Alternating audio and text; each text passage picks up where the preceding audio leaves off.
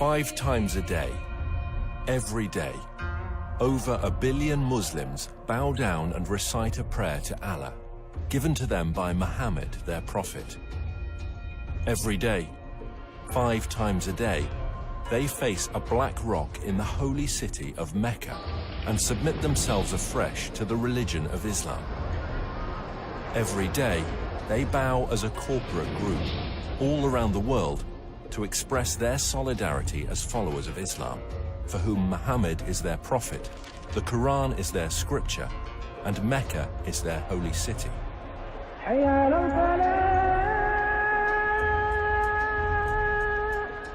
However, as archaeological discoveries are beginning to point to a different story, scholars are seriously examining and challenging the facts about the founding of Islam. And if they're right, how will it affect Muslims today? We have tools at our disposal that have never been available before. Modern technology is allowing us to reconstruct the opening years of Islam and to understand things that have puzzled historians for years. All over the world, universities, museums, and libraries are putting ancient books and writings on the internet for scholars to access. Now we can check these ancient manuscripts with just a few clicks of a mouse. Today, both academics and amateurs alike can accurately check via satellite locations and details that would previously have taken huge expense and effort, and can share them instantly around the world via social media and academic forums. So, now for the very first time, a whole new era of research surrounding the founding of Islam is coming to light, and we can piece together what really happened in Arabia 1500 years ago.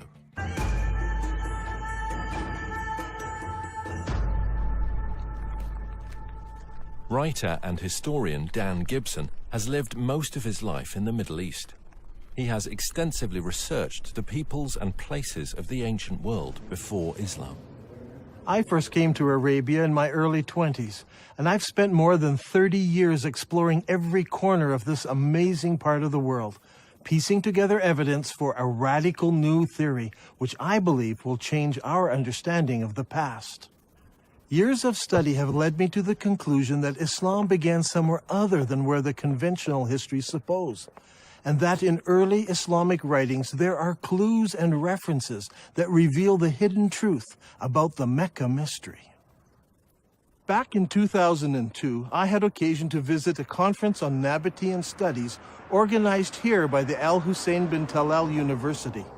During the conference, I had occasion to speak with leading archaeologists from Saudi Arabia and from Jordan. I asked them specifically about the archaeological record in Mecca. While not wishing to be named or quoted, they admitted that there was no archaeological record in Mecca before 800 AD. I had expected them to defend the opinion that Mecca was a walled city with houses and gardens and public buildings and temples. They said no, there was nothing like that there. Did you know that the name Mecca is mentioned only once in the whole Quran? Muslim scholars link other names with Mecca. Names such as the Forbidden Gathering Place, or the Holy House, or the Place of Becca, or Weeping. All of these terms are universally associated with Mecca today. Nevertheless, the Quran itself does not tell us in so many words that these all refer to Mecca. Muslim scholars see no reason to debate this. But in recent years, some historians have raised questions. They have noted that Mecca was a barren place and not located on the ancient caravan route. People have imagined that the caravans carried incense, spice, and other exotic goods. But according to recent research, by the time of Muhammad, the age of frankincense was now long over, and the Arabs engaged in a trade of leather and clothing, hardly items that could have sustained a large city that was described as the mother of all cities and the center of the trade route. Look at this map. Where do all of the trade routes intersect? There are 3 places in northern Arabia that could be described as the center of the trade route. What is interesting is that Mecca was not even a stopping place because it was not even located on the caravan route. In this film, we will find out why there is a total lack of archaeology in Mecca from the time of the Prophet Muhammad. why descriptions of Mecca do not tally with the landscape, and how an early Islamic civil war altered the truth about Islam. While Muslims all over the world believed that their holy city and their founding leaders all lived in Mecca, in Saudi Arabia, Dan Gibson believes the evidence actually points elsewhere. During my studies of Arabian history, I've come across evidence that points not to Mecca, but to northern Arabia as the founding place of Islam. Up until now, no one has ever questioned that Mecca is the holy city of Islam. Every Muslim believes that he should pray towards the Black Rock in Mecca. But years of study and countless trips to all parts of the Arabian Peninsula have led me to a radical new understanding of Islamic history. I believe that in the process of understanding Islamic history, a fundamental error has been made. It wasn't a deliberate falsehood, it was just a misunderstanding of what happened during the founding years of Islam. So later Islamic writers corrected what they thought was an error in earlier histories when it was actually the truth. Is it possible that over 1 billion people who follow the religion of Islam misunderstand how and where their religion began? And if so, what implications does this evidence have for the average Muslim who wants to follow the instructions of Muhammad, his prophet? We are going to have to examine a time in history and a setting that few of us understand. For centuries, the histories of the classical world and Middle East empires have been discussed, but little effort has been given to the history of Arabia. This ignorance is true not just of the West, but also of the Arabs themselves. The Prophet Muhammad was born in 570 AD, at a time and a place that few people today really know about. His grandfather and his father were Nabatean merchants, and in fact Muhammad himself married a merchant woman. One day, Muhammad was meditating in a cave and an angel visited him. The angel taught him words of praise to Allah. Later, his wife convinced Muhammad that it really had been an angel and he was in fact called to be a prophet of God. During his lifetime, he had many visits from the same angel, and each time there was a new revelation. These revelations from the whole of the lifetime of Muhammad become gathered together to what we know today as the Quran. Adel Ishemeri studied Islam at the Islamic College in Kuwait. Over the years, he and Dan have formed a good friendship and have often found themselves drawn into deep discussion about faith and its history. كانت رسالة محمد هي أن في إله واحد وأن هو آخر الأنبياء الذي أرسلهم الله. وهذا الشيء أغضب كثير من المتواجدين في مكة بسبب أنهم كانوا يعبدون آلهة أخرى وهي الأصنام. كثير من الأصنام كان موجود هناك وكانوا يعبدون هذه الآلهة. ولهذا السبب بسبب غضب الناس عليهم صار اضطهاد على محمد وعلى القلة من أتباعه. فقرر محمد وأتباعه الهجرة إلى المدينة. Muhammad and his followers suffered persecution. So he and a few of his followers fled to Medina. Now that city actually converted to Islam and Muhammad established a government there. And in fact, we can date the Muslim calendar from this period of time. Shortly after this, his followers started attacking caravans, growing in power, growing in number, until eventually more and more people joined them, to the point where they became an expanded military presence, in fact, throughout the whole of Arabia. Muhammad gave his vision of taking Islam to the entire world. However, he died unexpectedly. And at that point, disputes broke out, leading to civil wars. But despite these differences and these divisions, there was the continued dream of expanding the faith to the whole of the world.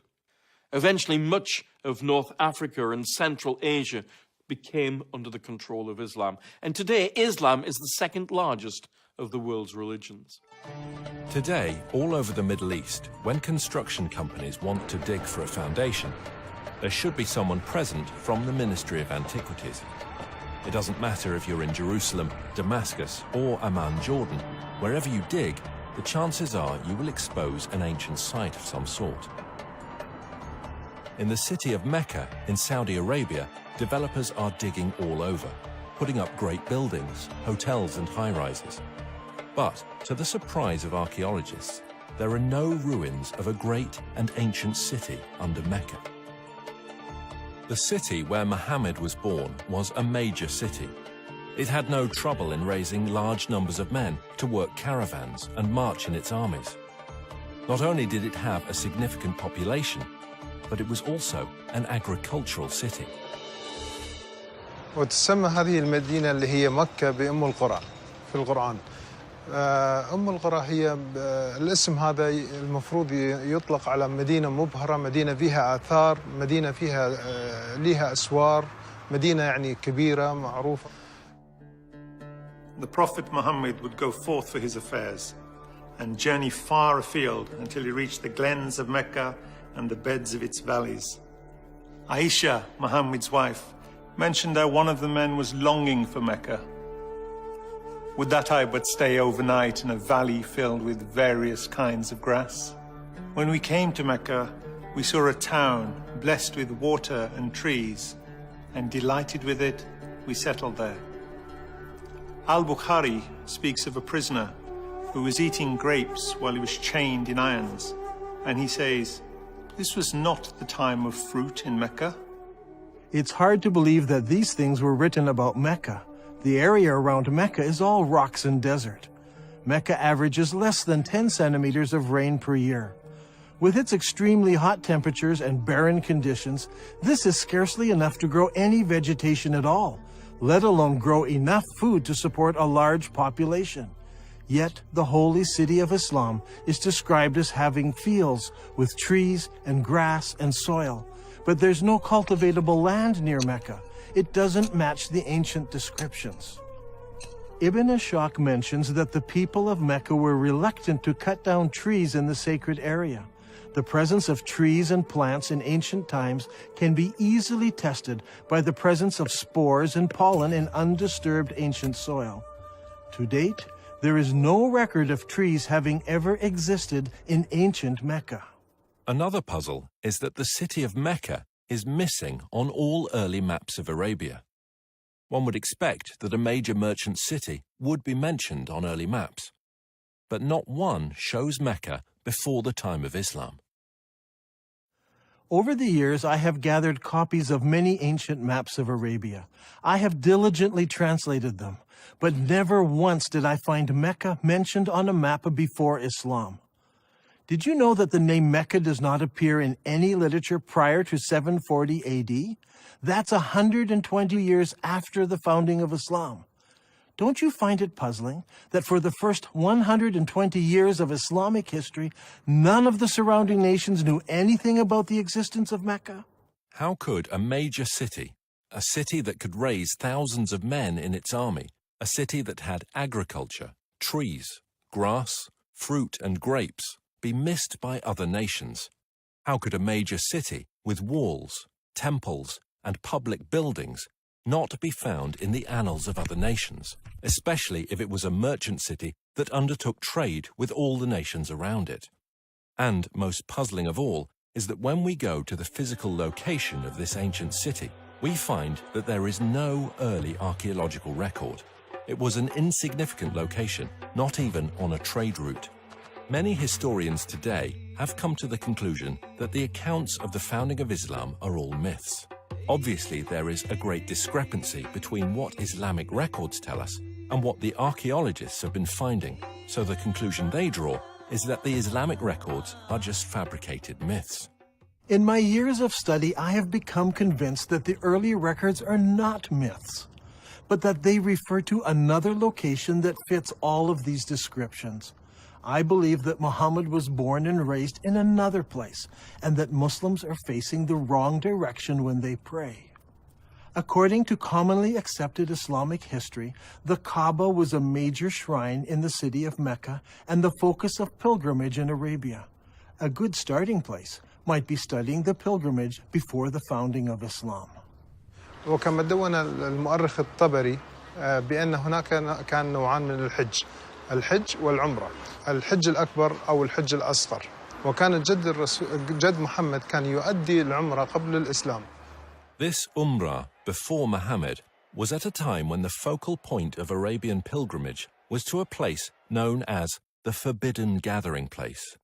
This location held many pagan idols. وهذه الأسماء كانت موجودة قبل الإسلام، ولكن ما زال المسلمين إلى حد هذا الآن يستخدمون نفس الأسماء، ولكن هي الأسماء هذه إيتنا من الخارج، يعني من الوثنية، ليس أسماء إسلامية. In order for us to understand what was happening in pre-Islamic Arabia, we need to understand the importance of holy places in ancient Arabia. From ancient times, Middle Eastern religions have equated gods with regions rather than being universal. Modern readers of history have long been influenced by Greek and Roman concepts of the pantheon of gods and have failed to realize the significance that the ancient Arabs applied to gods of specific regions. In the eyes of the ancient Arabs, there were gods who lived in Mesopotamia, gods who lived in Egypt, and gods who lived in Greece, and so on. Arab merchants passing through an area would respect the local gods. They were not opposed to gods of different places. What they were opposed to was the representation of a god in human or animal form. They preferred to use geometric shapes. For instance, here is a god in the shape of a block. That one over there is shaped as a triangle. Each of these gods were considered local gods and must be respected when passing through their territory. Such a view of religion naturally leads to accepting territories and locations as being sacred to specific gods. Thus, the area around a temple, such as a particular valley or remote desert location, could be considered as sacred.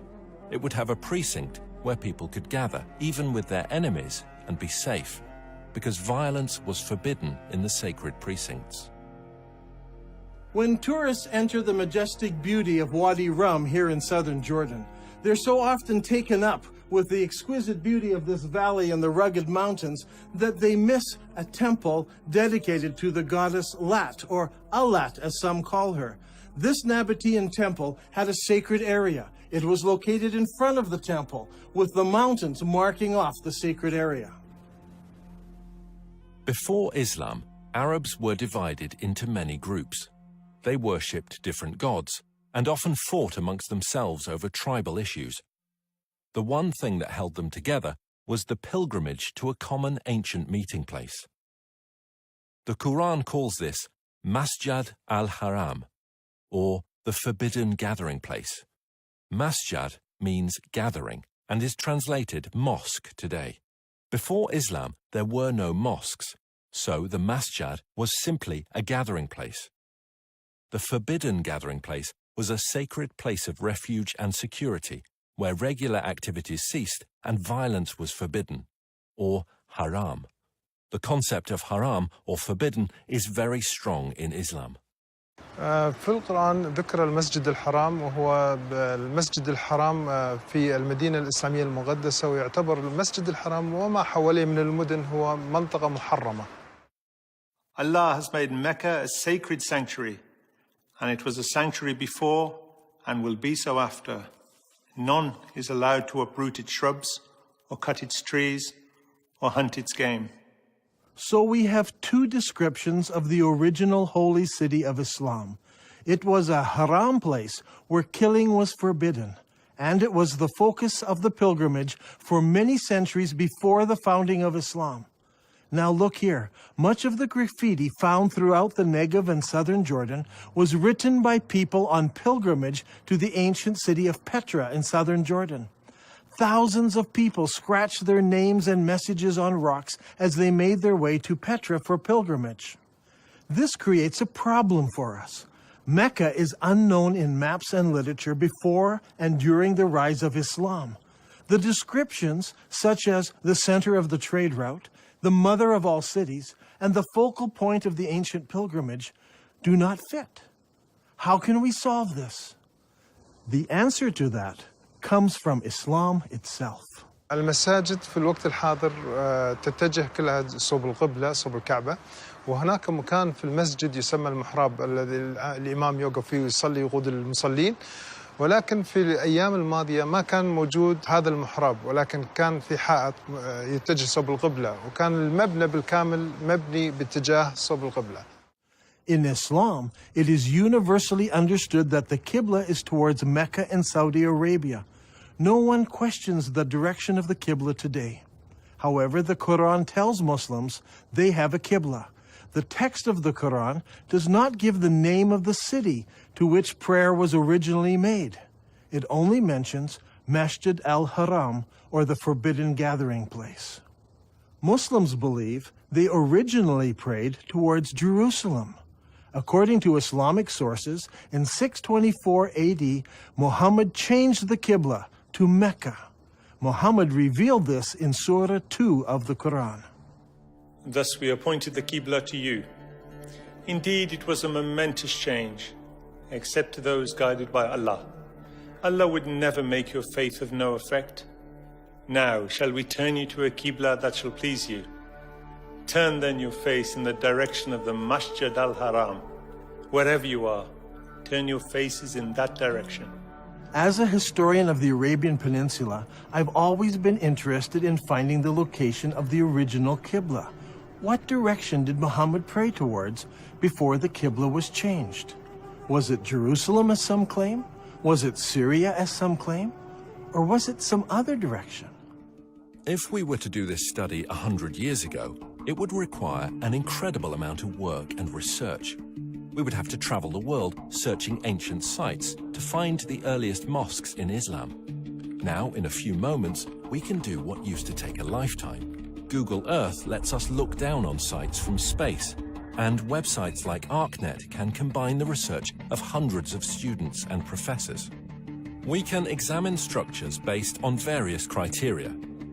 We choose Islamic buildings, arrange them by date into a chronological list, then determine when they were constructed, check their Qibla direction by using Google Earth, and collate this to determine when the Qibla direction changed towards Mecca. This will give us solid data to work with.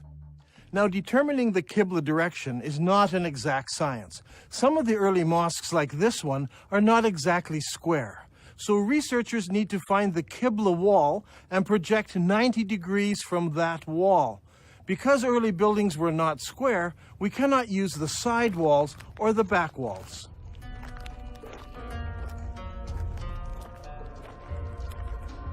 This is the mihrab of an old mosque.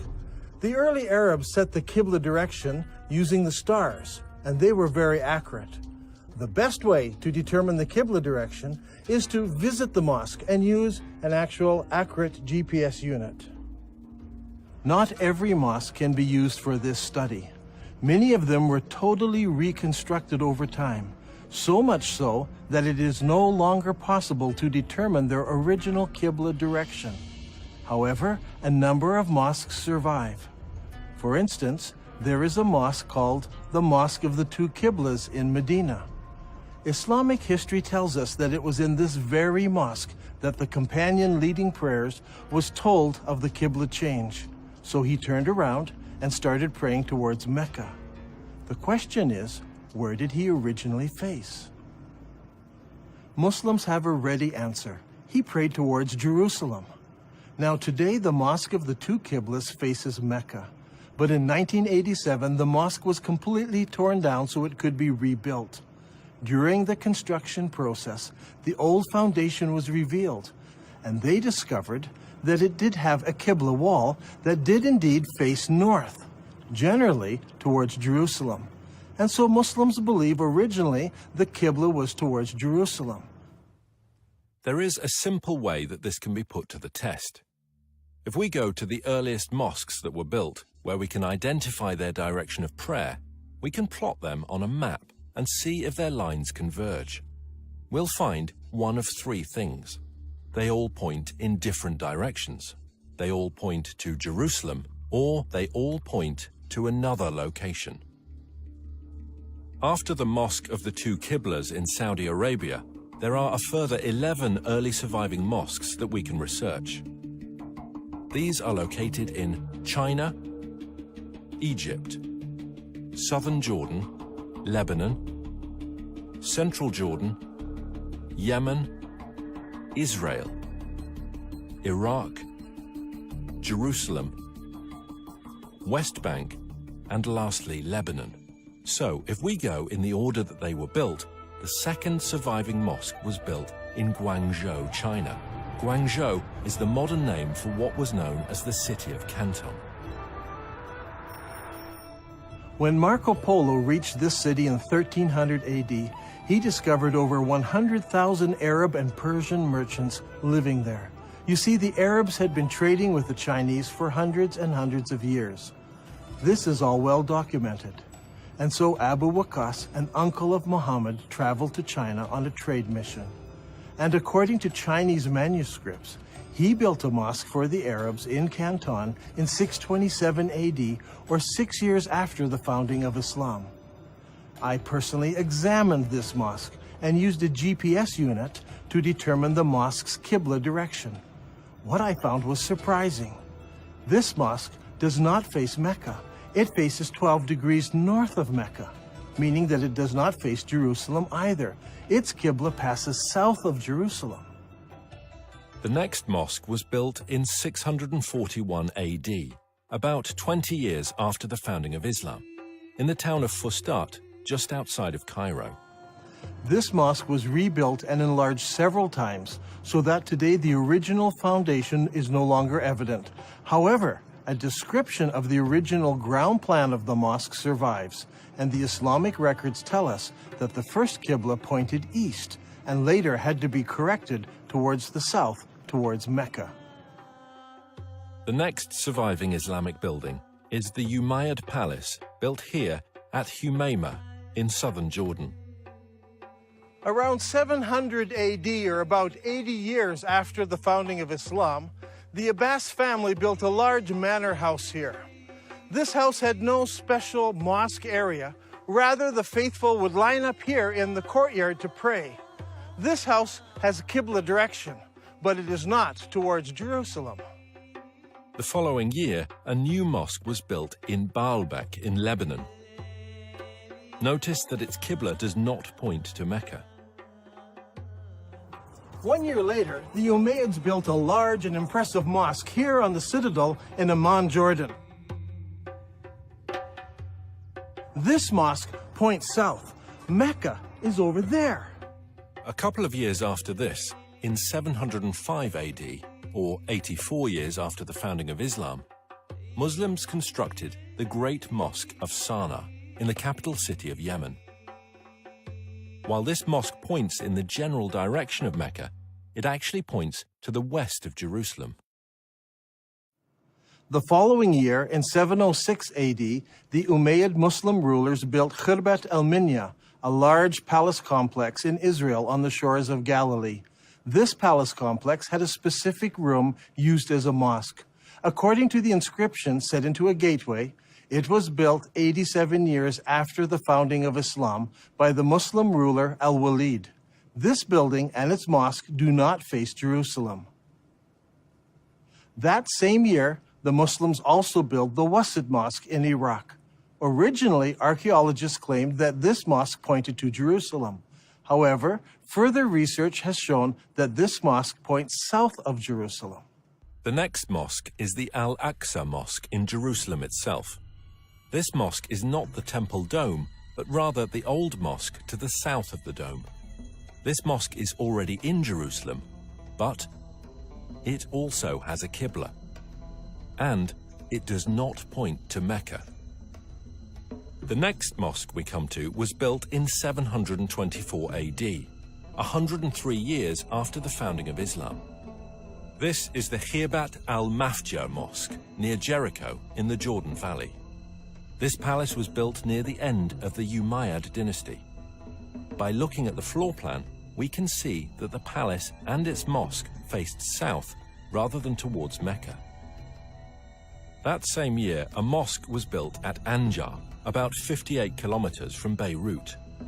It was built near the end of the Umayyad period, and no more than 30 years later, it fell into ruins and eventually was abandoned. Since it was never rebuilt, we can easily determine the Qibla direction, which does not point towards Mecca, or Jerusalem.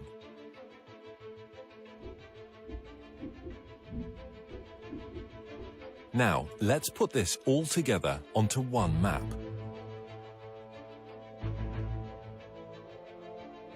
The result is amazing. During the first 100 years of Islam, 100% of all the surviving mosques we have located so far face a spot in southern Jordan rather than Mecca. From north, south, east and west, mosques all face towards one spot. This isn't some small error in determining the Qibla direction. They all specifically point to just one place. Directly under this point is the ancient city of Petra. This is a city that is well known to us today. It is a popular tourist site. Tourists come from all over the world to marvel at the great temples and the monuments in this city. Could it be that Petra is the mother of all cities described in the Quran? It was the focus of the ancient Arab pilgrimage. So could Petra also be the birthplace of Muhammad and the founding city of Islam? دان غريب، يعني أنت تقول إن البتراء لكن البخاري يقول لنا هي القدس، فشلون تبي نفكر في هذا الأمر؟ شلون تبينا نقبل هذا الشيء؟ يعني البخاري قال لنا القدس. Every good Muslim tells me that Muslims used to pray towards Jerusalem. They know this because Bukhari tells them this. And I agree, Bukhari says it was Jerusalem. But Bukhari is writing some 200 years after Muhammad, and he's writing more than 100 years after the Qibla change took place. So he's not an eyewitness. He's just collecting what people are remembering. And he actually notes several conflicting ideas that were circulating at the time. While some people were offering morning prayer at Quba, a man came to them and said, "A Quranic order has been revealed to Allah's apostle tonight, that he should face the Kaaba at Mecca. So you too should turn your faces towards it." At that moment, their faces were towards Syria. And on hearing this, they turned towards the Kaaba at Mecca. I believe that originally Muhammad, while living in Medina, prayed north towards Petra, which was in the Roman province of Syria. By the time Bukhari was collecting his stories, people had forgotten Petra, and everyone remembered that their great-grandparents prayed towards Syria. دان القرآن يقول لنا مسجد الحرام في بكة، فيا ترى بكة وين موقعها الحقيقي؟ Those who bring up the argument about Becca raise an interesting point. I agree that in Islamic literature, the name Becca is synonymous with the first holy city of Islam. When Muhammad was a young man, the people decided to rebuild the Kaaba. In the rubble, they found several building blocks with inscriptions written in Syriac, the language of the Nabateans. They found a Jew who could translate it for them. "I am Allah, the Lord of Bika. I created it on the day that I created heaven and earth, and formed the sun and moon, and I surrounded it with 7 pious angels. It will stand whilst its 2 mountains stand, as a blessing to its people with milk and water." The word Becca is an ancient Semitic word which means to weep or lament. If a location was assigned the title Becca, it would mean the place of weeping. The name Becca has never been used of Jerusalem. It appears only once in the Bible in Psalm 84. Here it is used in reference to a valley of weeping. But the Quran also speaks of a valley of weeping, where Hagar was weeping over Ishmael. The Quran places this story in Becca, which is the early name for the place where the Kaaba was built. Surely this location was not Jerusalem, which is built on top of a mountain and not in a valley. I think the answer is quite simple. There were many major earthquakes in Petra, such as the one in 551 AD, only 19 years before Muhammad was born. We are told that during that earthquake, much of Petra was destroyed. Petra could have been called the Valley of Becca because so many people were killed over so many years from all the earthquakes. If Petra is the holy city of Islam, then there should be evidence of Muhammad's tribe, the Quraysh, around Petra. If Dan Gibson can find Muhammad's tribe, it will greatly support his theory that Muhammad was from the Petra region and not from Mecca.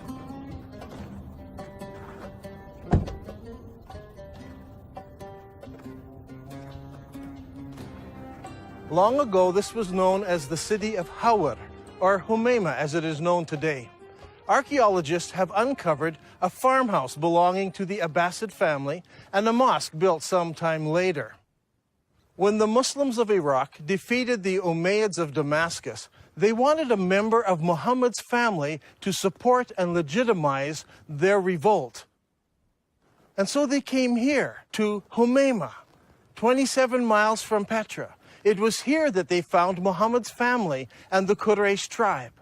They didn't go to Mecca in Saudi Arabia or Medina. They came here to Humayma, 27 miles outside of Petra. It was here that they found the Quraysh tribe and the family of Muhammad, not in Saudi Arabia. So far, we have discovered that the early mosques of Islam all faced the ancient city of Petra. But does the city of Petra fit the Islamic descriptions of the original holy city of Islam? There is a story told by all of the early biographers of Muhammad.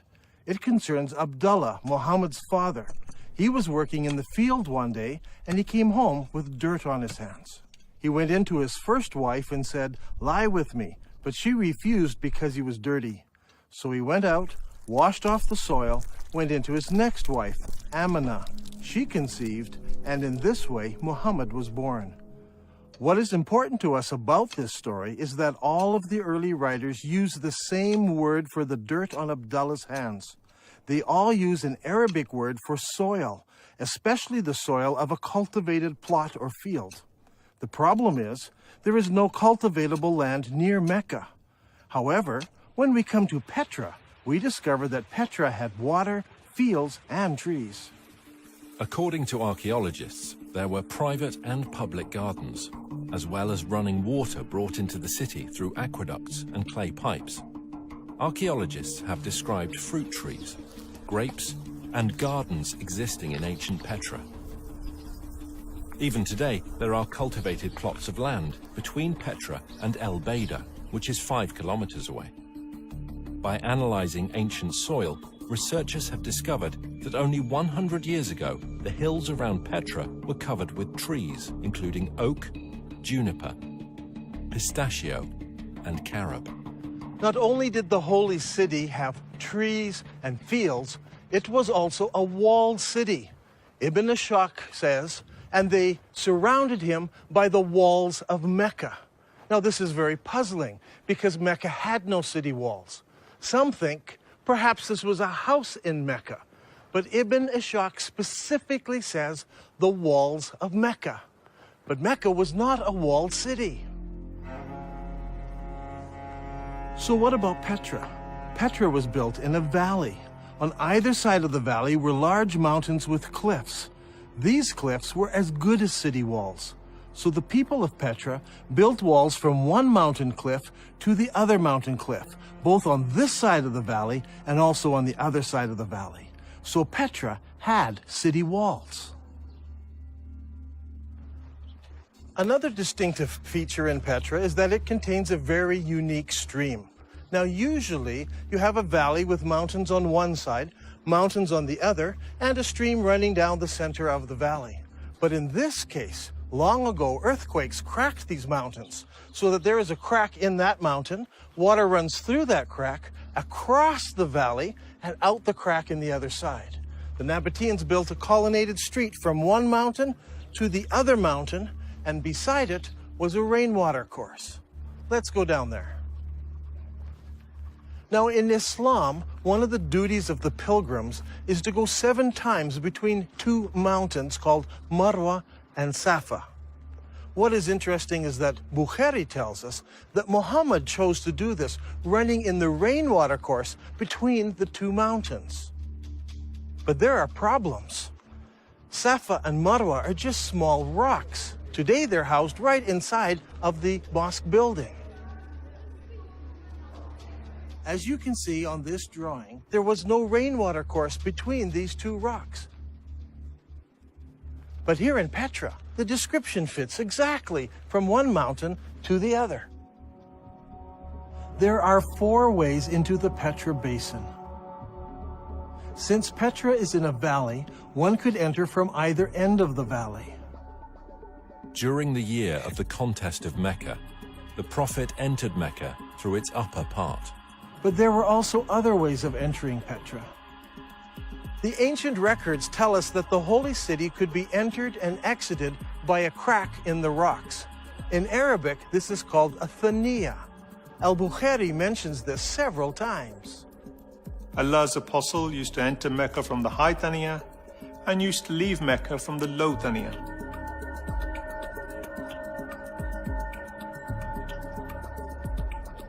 The Prophet went on advancing till he reached the Thaniya through which one would go to them, that is, the people of Quraysh.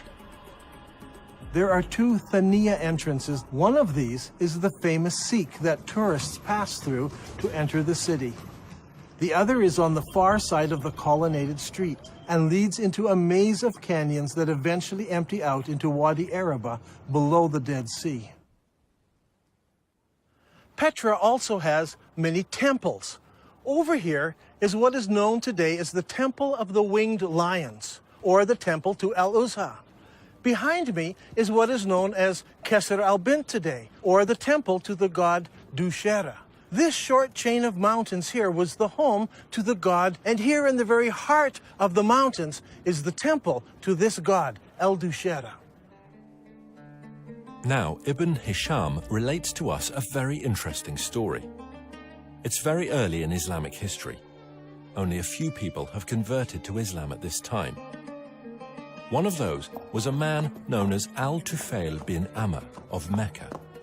He accepted Islam on one of his journeys, and once he returned home to Mecca, his wife also decided to accept Islam.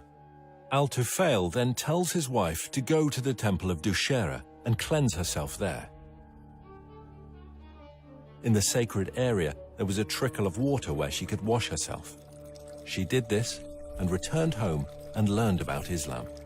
Did this story take place in Mecca, 1,000 kilometers away, where there is no temple to Dushera? Or did it take place here in Petra? If it did, then Dushera's temple is there. She would have come down to this temple, washed herself, and gone home. Is there a temple to Dushera in Mecca, in Saudi Arabia? No. There are no temples, no cracks in the rock, no water stream, no city walls, no grass, no trees, nothing. It's all here in Petra. And for the first 100 years, every mosque in the entire Islamic world pointed here to Masjid al-Haram, the forbidden gathering place, here in Petra. There is no other city in the world that fits this description so perfectly. Now, Al-Haqtab had so harassed Zayd that he forced him to withdraw to the upper part of Mecca, and he stopped in the mountain of Hira, facing the town. It's interesting to note that in this account, Mount Hira is located in the upper part of Mecca. If you go to Mecca today, the cave of Hira doesn't face the city. But here in Petra, the high side of the city is north of the colonnaded street, and the low part of the city is south of the colonnaded street. In effect, the city was divided in half by the colonnaded street. If Petra is the holy city of Mecca, then the cave where Muhammad received his first revelation should be located there. The ancient records say that the cave faced the town, and that it was low down since Muhammad tried to climb the mountain to throw himself off. If that's the case, I think I know just the spot, but we'll have to go over there.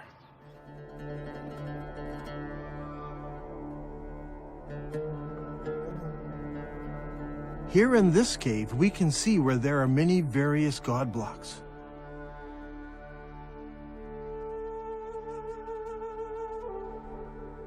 Up there is a large crescent symbol.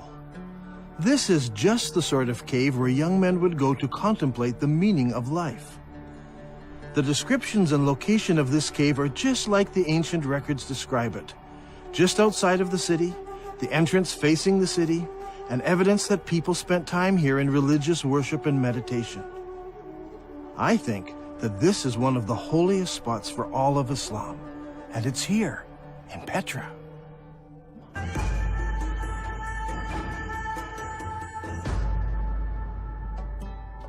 The Quran commands every Muslim to face the forbidden gathering place when they pray. Now, the forbidden gathering place wasn't a building. It was much more than this. It was a large area marked out with special stones. These stones marked the boundary around the sacred area. No killing was allowed inside this area. Even birds were not killed. Now, what kind of stones would you need to mark out such an area? If you had just small round stones, they would be lost among the other stones of the desert. They must have been larger stones. And there should have been something special about them, so that you knew for certain that this was the boundary of the sacred area. Today, in Mecca, there are no special boundary stones. Historians have long wondered what these marker stones might have looked like, but they seem to have been lost in the years that have passed since then.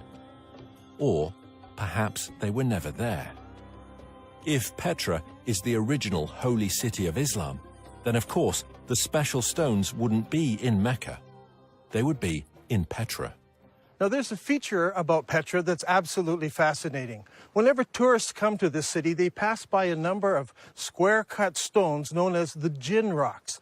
This is a fanciful name given to them by the local Bedouin. What is interesting is that there are more than 20 of these large square stones marking all of the entrances of the city. Is it possible that these mark out the forbidden sanctuary? Perhaps that's why they're not located in Mecca. If that is true, then Masjid al-Haram, or the forbidden sanctuary, would have been located here. And if it was located here, then the Kaaba would have been located here as well. But it's not, because a man named Ibn Zubair moved it. So far in this program, we have been examining the direction of prayer that Muslims originally faced. As we've seen, all of the mosques constructed during the first 100 years of Islam pointed to Petra.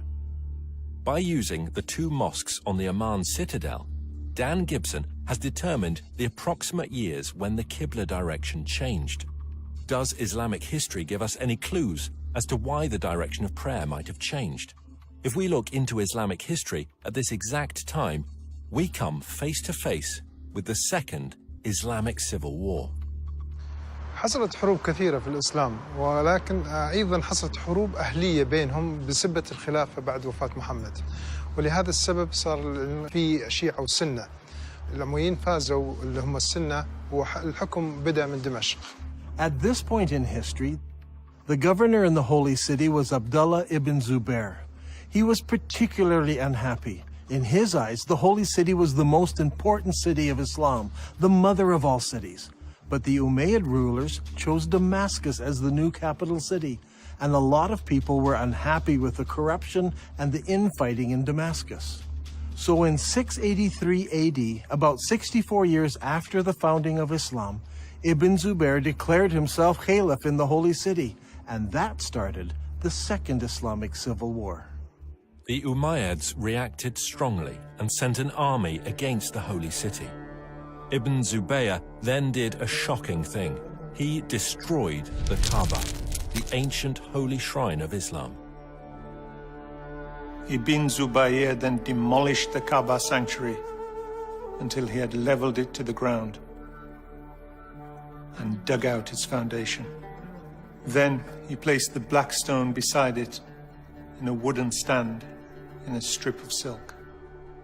The Umayyads fought against Ibn Zubayr and his companions, but after 40 days, news arrived that the ruling caliph in Damascus had died. Now, the Umayyad generals insisted that the battle wasn't over, but that they must return to Damascus so that a new caliph could be established. The members of the Umayyad royal family had come to the battle as well, and they insisted that they must return to Damascus under the protection of the entire army, so the whole army marches off. The problem we face here is one of timing.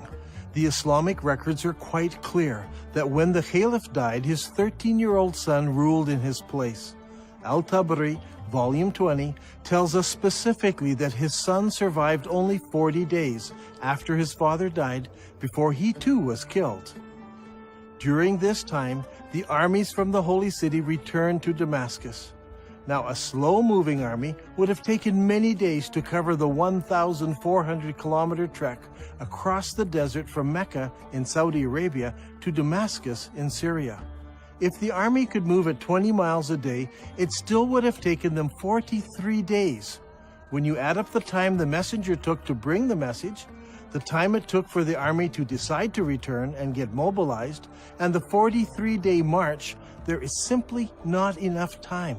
Mecca is too far away to be believable. However, if the holy city was Petra, then the distances would all be drastically reduced. This problem of distances plagues Islamic history again and again.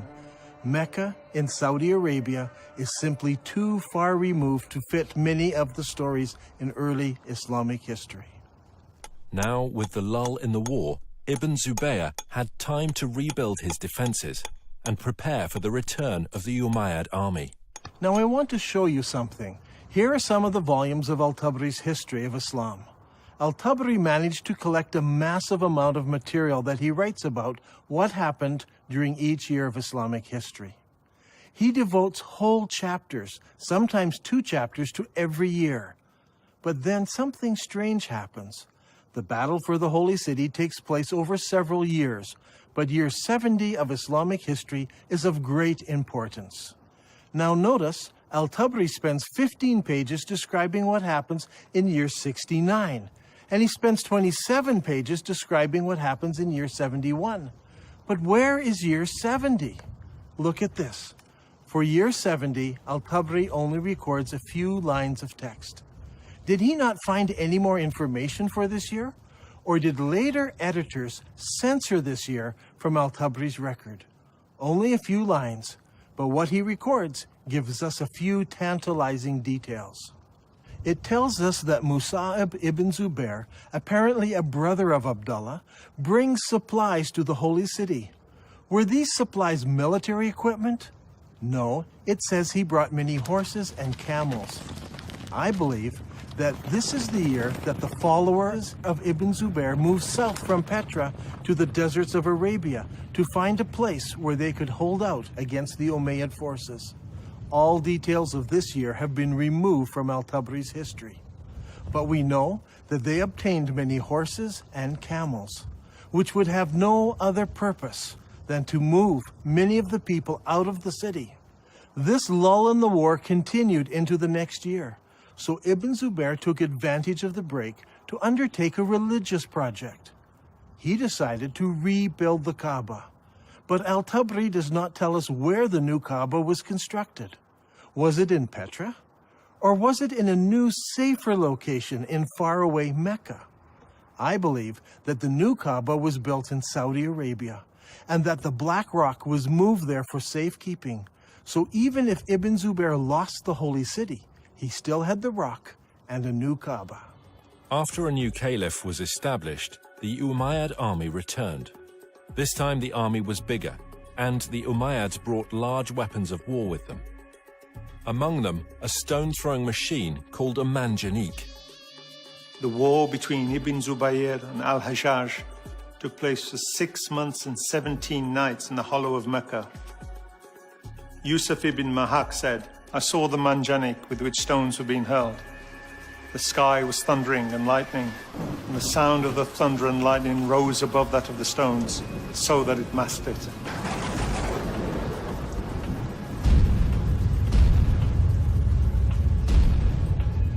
During the fighting, Ibn Zubair took refuge in a ruined building beside the Kaaba, and this began another battle, which completed the destruction of the Kaaba area of the Holy City. Eventually, Ibn Zubair lost the battle, but the cause was taken up by those in the city of Medina in Saudi Arabia and by the city of Kufa in Iraq. I believe that during this time, the Islamic world was thrown into contention. Should they pray towards Petra, or should they pray towards Mecca? The great Islamic empire had divided into two. Originally, the Umayyads ruled from Damascus, and they prayed towards Petra. But they were defeated in battle, and now the eastern part of the empire was ruled by the Abbasids, who all constructed their mosques facing towards Mecca. It was during this exact time that we see a change in mosque construction. Before this, every new mosque constructed faced Petra. But now, for the first time, some of the new mosques began to face Mecca in Saudi Arabia. But the problem still existed. What do you do with the old mosques? They were built facing Petra. It was during this time that mosques began hanging a sign on the wall to indicate the direction of prayer. It was said in the reign of Uthman that the Caliph ordered that signs be posted to the walls of the mosques in Medina. This was so that the pilgrims could easily identify the direction to which they needed to address their prayers. Now, this is a very interesting development, because up until this time, mosques were built so the faithful had only to face the Qibla wall and they faced the holy city. Why would you need to introduce a sign unless the direction of prayer had changed? Around this time, around 89 years after the founding of Islam, a niche was suddenly introduced into mosque structure to denote the direction of prayer. This niche was added to older buildings and also incorporated into newer buildings. Today, the niche is standard in every mosque, but it wasn't originally. There was no niche until the Qibla direction changed.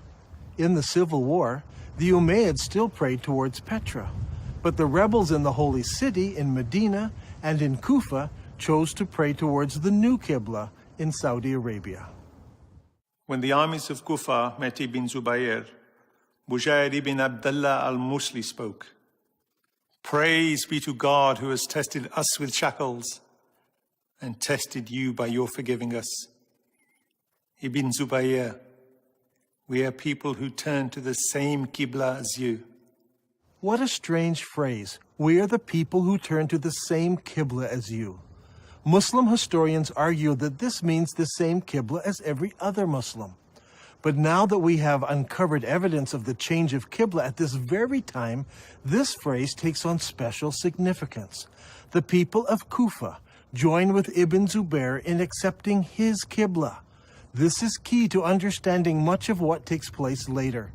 Even though Ibn Zubayr is eventually killed and seems to lose the civil war, the city of Kufa plays a major role in the development of the new Abbasid dynasty, and Kufa becomes a theological center and a place for copying Qurans.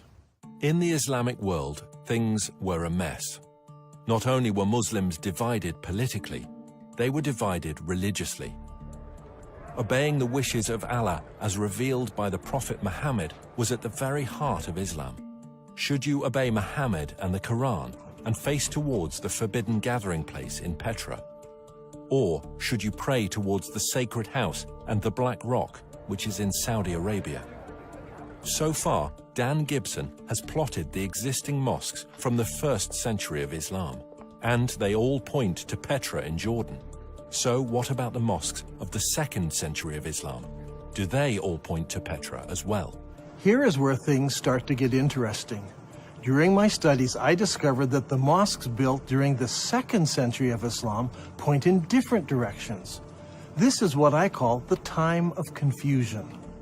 102 years after the founding of Islam, the Mosque of Ummah was constructed in southern Syria, in the ancient city of Busra. As you can see, the mosque's orientation does not point towards Mecca. But clearly, it does not point to Petra either.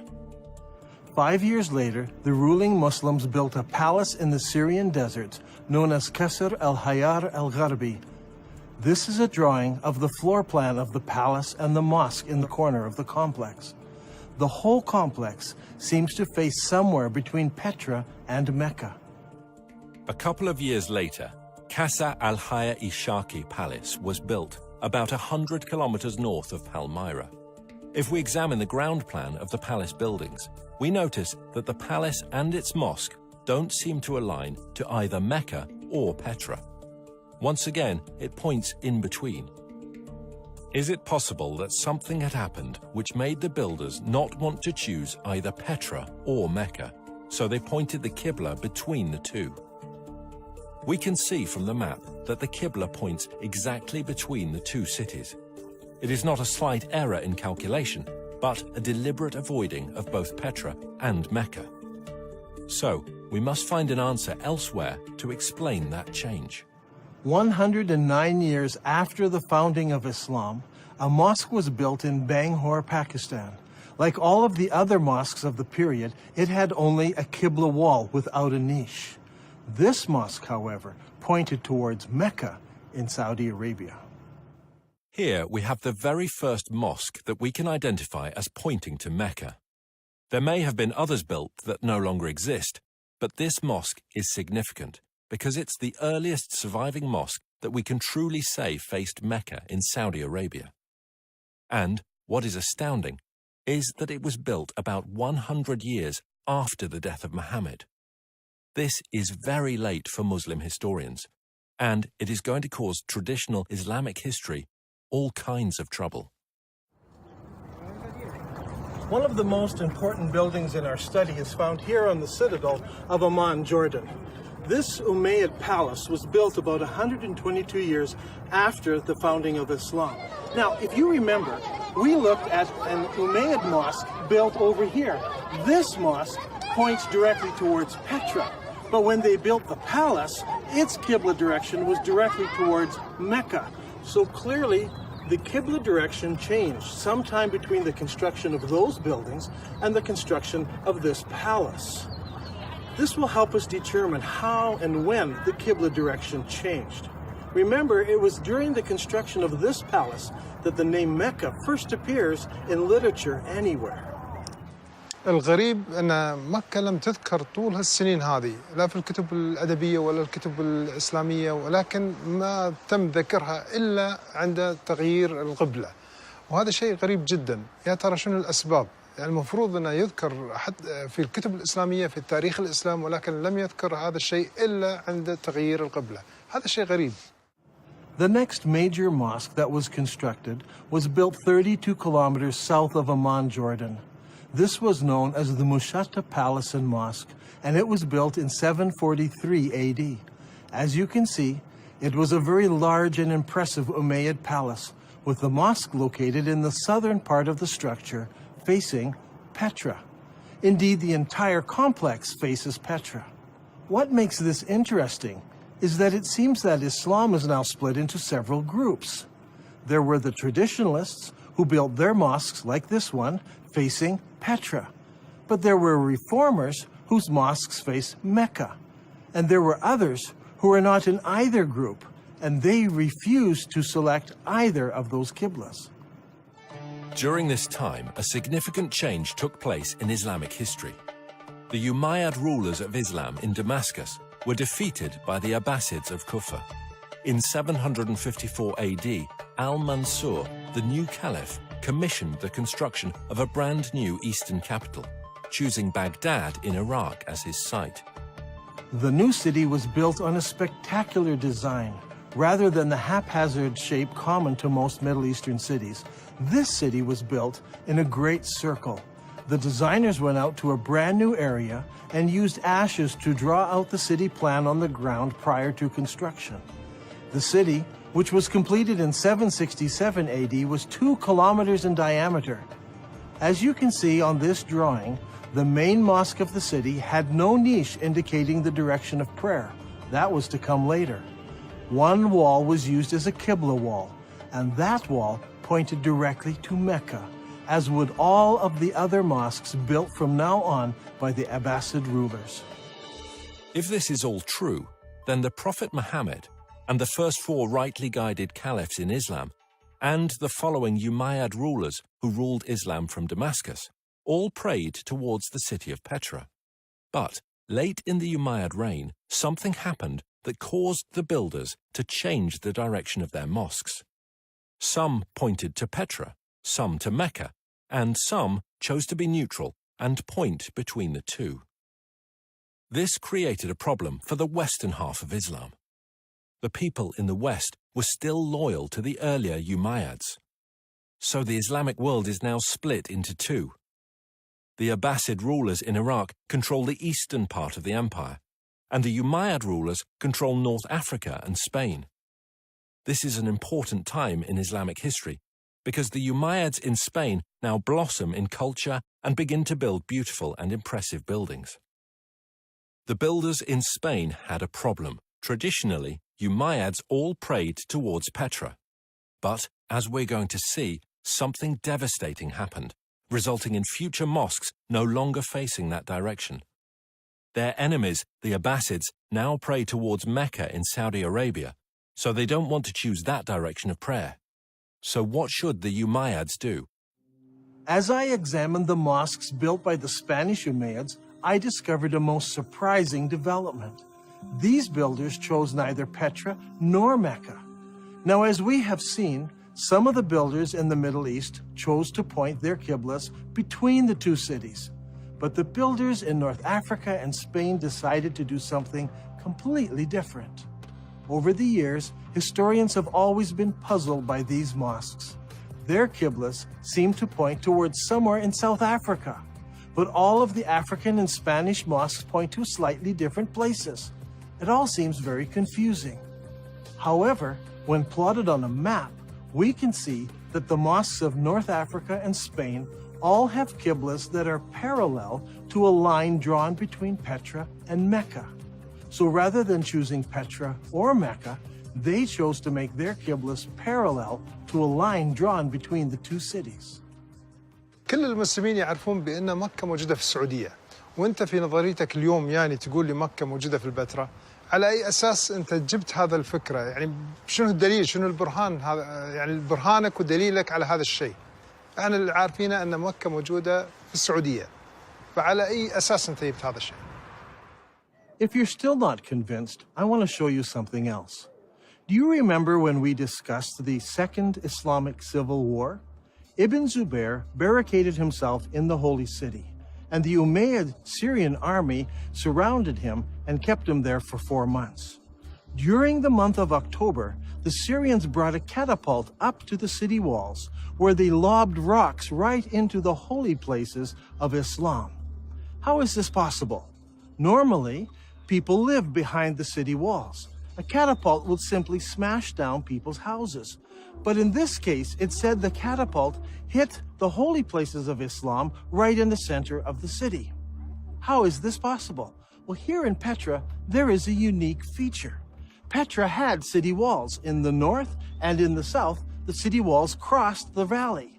But in the north, the city walls did not go all the way to the canyon, because there was a watercourse running along the canyon. I believe the Syrians brought their catapult up the dry river course right to the place where they could lob rocks into the very heart of the city, hitting the Kaaba and the holy places of Islam. Archaeologists from Brown University have been digging here in Petra for many years. Their project was to excavate what is known as the Great Temple area. As they uncovered the temple, Dan was amazed to find evidence that supported his theory. One of the interesting features of this building is that people built defenses here against attack. See, here in this doorway, they closed it in so they could defend themselves. This happened sometime after the earthquake of 551 AD. We can date the defenses of here by the roofing tiles that were used in the construction of these defenses. However, there are no recorded battles in Petra during this time. So we know this happened during the founding years of Islam. But this is not the only evidence we have. During the excavations, the archaeologists uncovered over 400 catapult stones. These stones are buried in about the right place at exactly the right time. This is an extremely strong indication that the battle took place here and that the first original Kaaba was close to this location. So, Islam was divided between the traditionalists and the reformers. The traditionalists prayed towards Petra in Jordan, and the reformers prayed towards Mecca in Saudi Arabia, and others deliberately choosing a middle path. How were they ever going to solve this dilemma? Petra, the city of weeping, suffered a fatal calamity. Massive earthquakes shook the Petra region, destroying buildings, temples, and houses. The damage was so bad that the city was never rebuilt again. The evidence for that first Kaaba is gone now. The catapult stones destroyed much of it. Ibn Zubair destroyed the rest. In 713, an earthquake destroyed the dam that diverts the water around Petra. So every year, floodwaters washed away whatever evidence was left. So, with the memory of Petra fading from view, the chroniclers of Islamic history, writing some 150 years later, would never mention it by name. In time, the memories of these two locations became merged into one, that of Mecca in Saudi Arabia. From now on, all Qiblas would point here. It wasn't until modern archaeological tools, satellite photos, and the internet allowed the networking of historians, academics, and scholars around the world to start piecing together a different picture. هذا الأمر غريب، يعني أول مرة نسمع فيه، يعني شلون المسلمين تبيهم يصدقون في هذا الشيء المكتوب، يعني غريبة، ليش ما مذكور في الكتب الإسلامية ولا مذكور في كتب التاريخ؟ شلون نسوا ولا يعني يا ترى هل تناسوا ولا نسوا هذا الأمر؟ شلون ما ذكروه؟ شيء غريب. In order to understand the events that influenced the writing of Islamic history, we need to recognize several things. First, it is my belief there was a literary vacuum in the early Islamic empire, created by zealous Muslims who destroyed books and manuscripts, erased inscriptions, burned libraries, and destroyed all literature except the Quran, which was mostly bits and pieces of what people remembered of the revelations that Muhammad gave. This destruction of written material by the Islamic forces has been well documented. One piece of evidence is a letter from 640 AD from the Caliph to General Amru, the leader of the Muslim armies in Egypt, who asked the Caliph what should he do with the thousands of manuscripts he found in warehouses in Alexandria. The Caliph's answer has been recorded and known for centuries. As for the books you mention, here is my reply. If their content is in accordance with the revelations of Allah, we may do without them. For in that case, the revelations of Allah more than suffice. If, on the other hand, they contain matter not in accordance with the revelations of Allah, there can be no need to preserve them. Proceed then and destroy them. The Muslim writer Ibn al-Kifti tells us that the books were distributed to the public baths of Alexandria, where they were used to feed the stoves, which kept the baths comfortably warm. They say it took 6 months to burn all that mass of material. Eutychius, the Patriarch of Constantinople, recorded that there were 4,000 baths that received books from the Alexandrian library. This burning of books, however, did not start in Egypt, but 4 years earlier in Persia. Caliph Umar's army met with the Persian armies in the Battle of Qadisiyah in the year 636 AD. In early January 637, the Muslim advance guard reached the outskirts of Ctesiphon and laid siege to the city for 2 months. Eventually the city fell and the Muslims occupied it. During the fighting, the palaces and the library at Ctesiphon were deliberately burned. In the end, the only book that managed to survive in Arabia was the glorious Quran. When it comes to the history of the Quran, historians have struggled. It seems that most of the Quran was retained in an oral fashion rather than written form. While the Arabs were great memorizers and had the ability to retain the entirety of the Quran, the retention of materials in an oral tradition suffers from several difficulties. First, the accuracy of the memories of the individuals involved must be perfect. In the case of the Quran, arguments arose over the various verses, how they should be rendered, and if they should or should not be included in the whole. Second, the problem of transferring knowledge from the learned to the novice is often a difficult step. In the case of the Quran, most of the men who memorized the sayings of Muhammad were also warriors. As is often the case, Warriors die in battle, and their knowledge of the Quran perished with them. This is amply illustrated in the Battle of Yamama, when an estimated 450 men who had memorized the Quran were killed. Hudayfa bin al-Yaman came to Uthman at the time when the people of Damascus and the people of Iraq were waging war to conquer Armenia and Azerbaijan. Hudayfa was afraid because the people of Damascus and Iraq had differences in the recitation of the Quran. So he said to Uthman, "O chief of the believers, save this nation before they differ about the revelations." So Uthman sent a message to Hafsa saying, "Send us your manuscript of the Quran so that we may compile the Quranic materials into perfect copies and return the manuscript to you." Hafsa sent it. Then a group of men sat down to create a new copy of the Quran. Uthman said to the 3 Quraysh men, "In case you disagree, write it in the dialect of Quraysh, for the Quran was revealed in their tongue." When several copies were written, Uthman returned the original manuscript to Hafsa. Uthman then sends every Muslim province one copy of what's been written, and he orders that all of the Quranic material, whether written in fragmentary manuscripts or even in whole copies, that they all be burned. And so the burning continued. This time, even Quranic materials were burnt. But it did not stop the arguing about what should or should not be included in the Quran. When the new Qurans arrived in various provinces, people argued against them.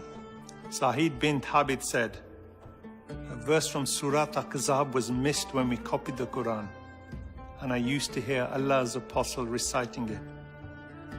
So we searched for it and found it with Huzayma bin Thabit al-Ansari." These 5 or 6 copies were now the only Qurans in the entire Muslim empire. Uthman's order to burn all other Quranic material tried to wipe out all Qurans everywhere, except the few that were held by the provincial governors. In effect, all non-Muslim books were destroyed, and then the Muslims destroyed all of their own books and writings, except for 5 or 6 copies. Remember, the Islamic Empire at this time stretched from the Atlantic Ocean through the Middle East all the way to Afghanistan, and only 5 or 6 copies of the Quran existed in all those millions of square kilometers. This is what I refer to when I speak of a literary vacuum. Much later, once the Abbasids took control of the Islamic Empire, they recognized this literary vacuum and they set out to correct it. The problem was, they were interested in producing an Abbasid version of Islamic history. So all of the materials produced under the Abbasid control reflected the politically correct version of Abbasid history. These histories and hadiths about the previous 250 or more years were collected, copied, and distributed. Those books that were written earlier were either destroyed or edited by later writers who thought they found errors in them. Under Abbasid rule, massive religious, scientific, and academic projects were undertaken. The Abbasid rulers encouraged scholarly development that would not only present the early years of Islam in a good light, but would also confirm their own right to ruling the empire. During this period of time, we find the great Islamic historians writing their treatise on Islamic history, and they also edit the earlier accounts. For example, we don't have Ibn Ishaq's original biography of Muhammad, as Ibn Hisham, under the Abbasids, corrected what he called grievous errors in the original account. After the editing of Ibn Hisham, the rest of the great Islamic historians began to write their histories, and they present us with an Islamic history that was tailored to suit the religious and political worldview of the Abbasids of their day. Is it possible that Muslims today are victims of an Abbasid cover-up? Did the Abbasids purposely turn Muslims away from praying towards the forbidden gathering place in Petra, as the Quran commands, and make them pray towards the Black Rock, now residing in Mecca? Are Muslims still being misled by Abbasid propaganda? I believe the stage was set when early Muslim leaders gathered together the various scraps of the Quran. The problem wasn't the collection. It was the destruction of anything that opposed their view. There is a great divide here between Western thought and Muslim thought. In Western thought, the later manuscripts are less reliable, as they are copies of copies. We need to go back to earlier source material, as it's more accurate. Muslims, on the other hand, think earlier manuscripts are less reliable, and later manuscripts replace earlier manuscripts. Even in the Quran, later revelations replace or abrogate earlier revelations. Once you allow the concept of abrogation, you open yourself up to accepting all kinds of changes. If the Abbasids tampered with history, did they go so far as tampering with the text of the Quran? For instance, how did the name Mecca get into Surah 48?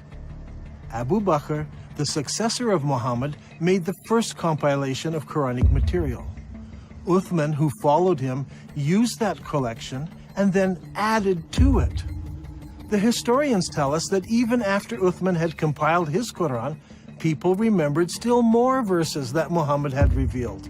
Every time a new Quran came out, it was touted as the most complete Quran. The previous ones were okay, but the newer ones were more complete, with more revelations in them. Did the Abbasids bring out an even more complete Quran that contained mention of Mecca? Today we have many of the Abbasid Kufi Qurans in museums from Istanbul to Samarkand. These Qurans use the Kufic script invented in the city of Kufa. But what about earlier Qurans written in other scripts? I have searched through many of the early Quranic parchments written in pre-Kufic script. It should come as no surprise that none of the pre-Kufic material includes verses about the changing of the Qibla or the city of Mecca. Historians have challenged me that I'm trying to rewrite all of Islamic history. I assure you I'm not trying to do this. I'm only suggesting one small change. Long ago, the holy city of Islam was referred to as Becca. I believe that name was used for the city of Petra after repeated earthquakes killed many people. After Ibn Zubair moved the Black Stone to Mecca, scribes had only to make one small change to Islamic writing. In Arabic, Becca is written like this. It's very easy to change the ba to a mim. Watch again. That's all it took. It is virtually undetectable to later readers. Did the Abbasid scribes correct an earlier reference to Becca in the Quran and make it into Mecca?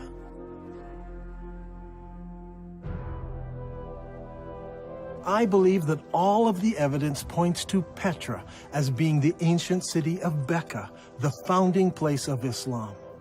All of the mosques of the first century of Islam point to the forbidden gathering place in Petra, and all of the descriptions fit Petra, not Mecca.